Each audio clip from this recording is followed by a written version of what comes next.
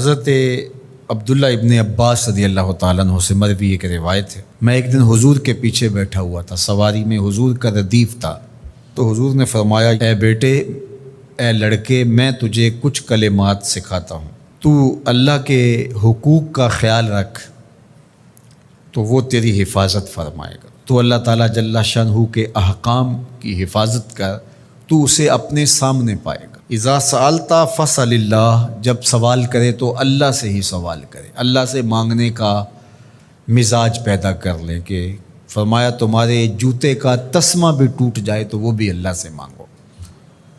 ضرور بازار میں جاؤ دکاندار سے، لیکن حقیقی طلب اللہ سے ہونی چاہیے۔ بات بات پہ اللہ سے سوال کرو، بڑی سے بڑی چیز بھی اس سے مانگو، چھوٹی سے چھوٹی چیز بھی اسی سے طلب کرو۔ ہماری ساری ضرورتوں کا کفیل ہمارا رب، ہمارا مالک ہے۔ تو دوسری نصیحت یہ کی کہ جب تو استعانت طلب کرے، مدد طلب کرے تو اللہ سے ہی استعانت طلب کرے۔ وعلم، اور جان کہ اگر ساری امت، سارے لوگ، پوری قوم جمع ہو کے تمہیں فائدہ پہنچانے کی کوشش میں لگ جائیں تو تمہیں وہی فائدہ پہنچا سکتے ہیں جو تیرے لیے تیرے رب نے لکھا ہے۔ اور فرمایا وَإِنِ اجْتَمَعُوا عَلَىٰ أَن يَضُرُّوكَ بِشَيْءٍ، اور اگر تمہیں نقصان پہنچانے کے درپے ہو جائیں، لَمْ يَضُرُّوكَ إِلَّا بِشَيْءٍ قَدْ كَتَبَهُ اللَّهُ عَلَيْكَ، تو تجھے صرف وہی نقصان پہنچا سکتے ہیں جو اللہ نے تیرے لیے لکھا ہے۔ سارا زمانہ بھی مخالف ہو جائے، تیرا کچھ نہیں بگاڑ سکتا۔ ہاں، تیرے مقدر میں اگر کوئی چیز، کوئی بگاڑ لکھا ہے تو وہ ہوگا، اس کا ذریعہ وہ بن جائیں گے۔ تو اس لیے پھر اسی سے مانگو، اسی سے طلب کرو۔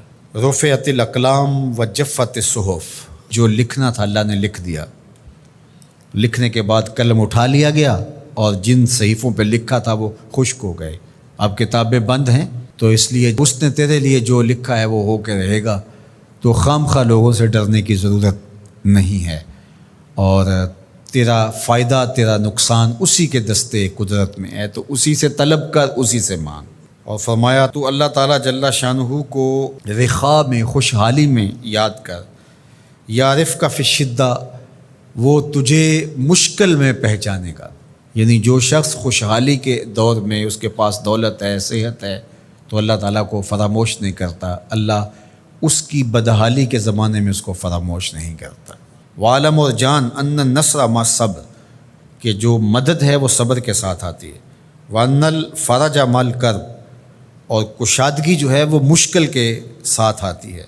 وَأَنَّ مَعَ الْعُسْرِ يُسْرًا، اور سہولت جو ہے وہ مشقت برداشت کرنے کے بعد آتی ہے، تنگی کے بعد فراخی آتی ہے۔ پہلو مشکل پھر تمنا، پہلو کنڈا پھر پل، شاید مگروں پہلو مکھیاں ڈس دیاں ڈنگ والیاں۔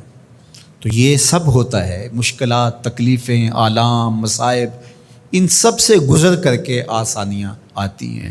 خود حضور کی زندگی دیکھ لیجئے، مدنی زندگی مکی زندگی کے گزرنے کے بعد، طائف کے مراحل کو طے کرنے کے بعد آتی۔ تو ہم ڈائریکٹ اگر چاہیں مکی زندگی کو اختیار کیے بغیر اور طائف کی مشکلات اور سنگلاخ راستوں سے گزرے بغیر مدنی برکتیں حاصل کرنا، تو وہ نہیں پا سکتے۔ تو یہ اللہ تعالیٰ نے ایک نظام رکھا ہوا ہے۔ میرے دوستو، یہ چینل کو سبسکرائب ضرور کریں۔